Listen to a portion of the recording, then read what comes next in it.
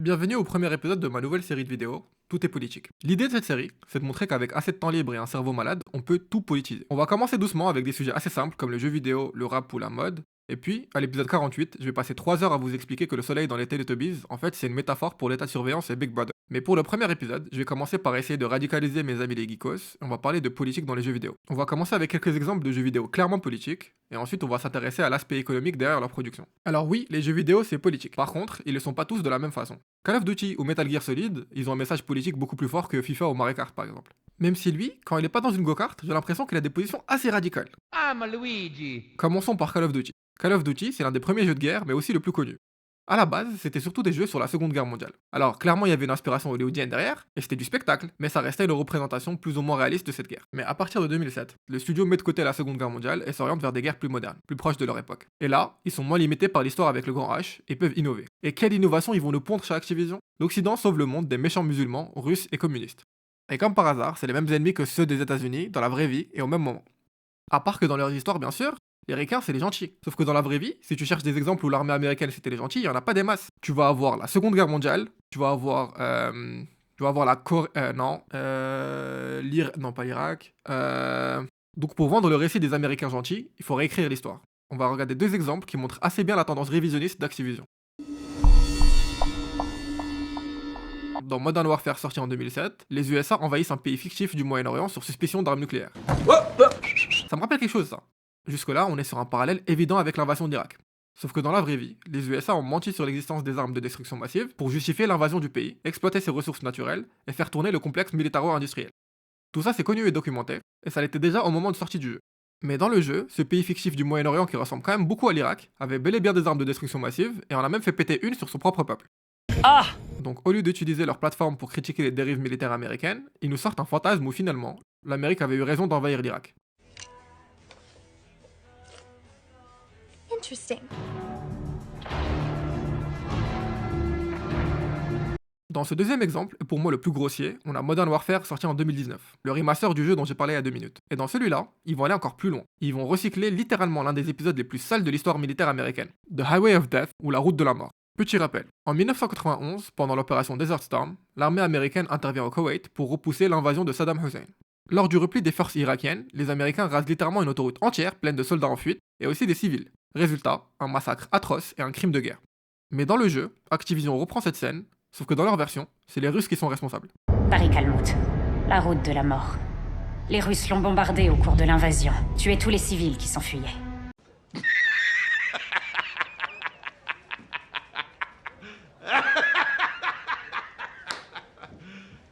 You serious? Là on parle quand même d'un des crimes de guerre américains les plus documentés de l'histoire, ils vont essayer de nous rebrand ça pour le coller sur le dos des Russes.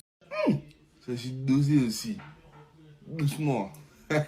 C'est même plus de l'oubli ou de la simplification, là c'est carrément de la propagande de guerre. Et le message est super clair, nous, les Américains, on fait jamais ça, les méchants c'est toujours les autres. Et c'est tellement gros que ça pourrait amener à penser que, en fait, c'est pas juste accidentel, ou un énorme biais du studio. Peut-être que c'est plus grave que ça. Peut-être qu'il y a des avantages financiers à faire de la propagande impérialiste américaine. Mais bon, ça, c'est juste une hypothèse et j'ai absolument aucune preuve pour appuyer ça. Non, je déconne, ça aussi c'est documenté. Les liens entre Call of Duty et l'armée américaine sont extrêmement réels. It's a great training product. I've had him link the Xboxes together, and the sergeant will actually train his teams with the Modern Warfare game. Prêt d'équipement et de structure de l'armée, sponsoring d'événements, contenu co-brandé, campagne de recrutement intégrée à la scène d'e-sport. Déjà, faut savoir que depuis les années 2000, l'armée américaine bosse main dans la main avec Hollywood pour influencer la représentation des militaires dans les films et les jeux. Ils appellent ça Military Entertainment Complex. C'est un département entier de l'armée. En gros, l'idée c'est que si tu veux avoir accès à des bases militaires, des hélicos ou même juste des conseillers pour ton film ou ton jeu, tu dois montrer l'armée américaine sur un jour positif. Sinon, ils vont te cuck et ton projet va te coûter beaucoup plus cher. Et pour Call of Duty, c'est exactement ce qui s'est passé. Des anciens officiers de l'armée bossent directement comme consultants sur le jeu. Ils aident à écrire les scénarios, à designer les missions, à rendre les dialogues plus authentiques, mais surtout, influencent le récit qui est raconté. Et mieux encore, le Pentagone a déjà collaboré sur plusieurs campagnes marketing de Call of Duty. L'armée utilise ces jeux pour recruter des jeunes et les envoyer tuer des enfants marrons à 10 000 km de chez eux. Bref, Call of Duty, c'est pas juste un jeu de tir nerveux auquel tu joues après le taf pour te faire chier dessus par un gosse de 13 ans ou par une daronne au foyer.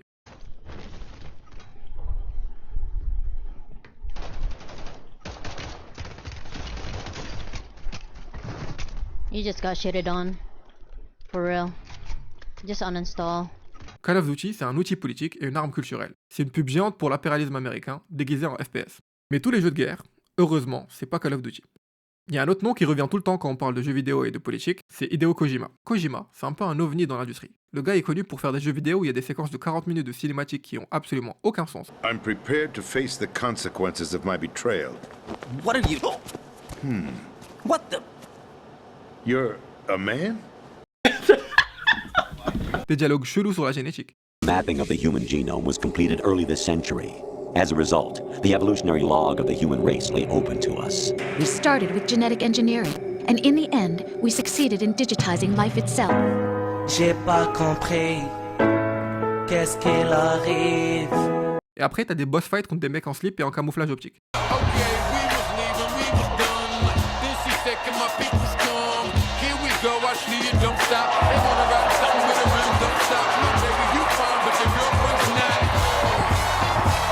Et pourtant, même si le boug est chez père, il fait des bons jeux. Pas juste grâce à un super gameplay ou des personnages stylés, mais aussi parce que c'est un artiste engagé. Mais du coup, Kojima, quand il fait un jeu de guerre, Metal Gear Solid, il va pas juste pépon le complexe militaro-industriel et te vendre l'impérialisme américain comme les autres bouffons d'Activision. Lui, il va le dénoncer. Dès le premier Metal Gear Solid en 1998, Kojima te raconte pas l'histoire cliché d'un soldat parfait qui sauve le monde. Il te raconte l'histoire d'un mec, Snake, qui est envoyé faire des missions secrètes pour des gouvernements qu'il manipule comme un pion. Et à chaque fois, la guerre c'est pas une question de bien contre le mal, c'est toujours une question d'argent, de contrôle, de pouvoir. Et au fur et à mesure que la série avance, Kojima va encore plus loin. Dans Metal Gear Solid 2, il t'explique que pour faire survivre le complexe militaro-industriel et l'ordre établi, il faut contrôler l'information. Les gouvernements occidentaux mentent et manipulent parce que tous les moyens sont bons pour convaincre de leur donner le contrôle. Et il dit tout ça en 2001. Avant Snowden, avant Cambridge Analytica, avant que ton oncle commence à partager des mimes complotistes sur WhatsApp. Le gars, c'est un peu un visionnaire. Enfin, dans Metal Gear Solid 5, Kojima nous montre un monde où tout a été privatisé. La guerre, la sécurité, les armées. Les soldats deviennent des produits qu'on achète et qu'on vend. T'as des PMC partout. Private Military Contractor. Pas si différent de Blackwater et toutes ces boîtes de mercenaires qui existent vraiment et qui sont impliquées dans la plupart des conflits actuels. Son militantisme à Kojima, c'est pas juste des petites phrases anti-guerre entre cinématiques d'explosion. Lui, il critique le nationalisme. Il t'explique que tout le monde est sacrifiable et que la guerre moderne a rarement comme objectif de protéger les gens ou leur liberté, mais surtout de générer des profits. It's no longer about nations, ideologies, or ethnicity. It's an endless series of proxy battles fought by mercenaries and machines. War and its consumption of life has become a well-oiled machine. Metal Gear, c'est une œuvre anti-guerre, anti-impérialiste et profondément humaniste. Pour Kojima, la guerre détruit tout, les héros sont des pions et les grandes puissances sacrifient leur propre population pour le pouvoir. Si Call of Duty glorifie l'armée, Metal Gear montre qu'elle bousille les corps, les esprits et les peuples. J'ai pris ces deux exemples pour montrer l'aspect politique le plus direct. Mais un autre aspect très politique, c'est surtout ce qui se passe avant que le jeu sorte. On va parler de l'industrie du jeu vidéo en elle-même. Pour le moment, on a vu comment les jeux vidéo peuvent véhiculer des messages politiques à travers leur contenu. Mais maintenant, on va regarder ce qui se passe de l'autre côté de l'écran. Parce que si les jeux vidéo sont politiques, leur production, elle, l'est aussi. L'industrie du jeu vidéo, c'est littéralement l'un des secteurs les plus toxiques pour les travailleurs. Les gens, quand ils pensent aux développeurs de jeux vidéo, ils pensent à des open space remplis de nerds qui jouent à Smash Bros et brainstorm en sirotant du Red Bull. Mais la réalité, c'est que le quotidien d'un développeur, ça peut vite devenir un enfer capitaliste dystopique. Commençons par le crunch. Le crunch, c'est une pratique ultra présente dans l'industrie. C'est le moment où les développeurs doivent bosser 70 heures, 80 heures ou même 100 heures par semaine pour finir un jeu à temps, pendant plusieurs mois, sans heures subpayées, sans repos. If we want to go into crunch stories, the worst I've ever done was 4 days straight, and I'm not even kidding. No, well, at the end I was napping every half hour. The last 6 months was pretty much mandatory overtime for the whole team. And we were working 6-7 days a week, 12 hours a day minimum. Ça, c'est un peu la douille derrière les tafs passion. Le mec qui a dit si tu aimes ton boulot, tu vas jamais travailler de ta vie, clairement il travaillait pas chez Ubisoft. Quelques autres exemples. Rockstar Games, le studio derrière GTA et Red Dead Redemption 2, qui ont fait bosser leurs devs jusqu'à 100 heures par semaine. Imagine bosser 4 week-ends de suite pour designer 17 différentes animations pour quand tu percutes un passant. Chez Naughty Dog, les équipes de Last of Us 2 étaient littéralement en burn-out collectif. Et chez CD Projekt Red, le crunch pour Cyberpunk 2077 était tellement violent qu'ils ont dû promettre de plus jamais recommencer. Mais pourquoi ce niveau d'exploitation? Parce que dans cette industrie, comme dans beaucoup d'autres, c'est pas les travailleurs qui décident de quoi que ce soit. C'est les patrons et les investisseurs. Des mecs qui ont jamais codé ni joué à un jeu de leur vie, mais qui veulent que le jeu sorte pour Noël pour faire bander les actionnaires. Et en plus, vu que l'objectif c'est juste de maximiser les profits, il faut du contenu. Il faut sortir des jeux vite et souvent. Bah les couilles s'ils sont finis ou pas.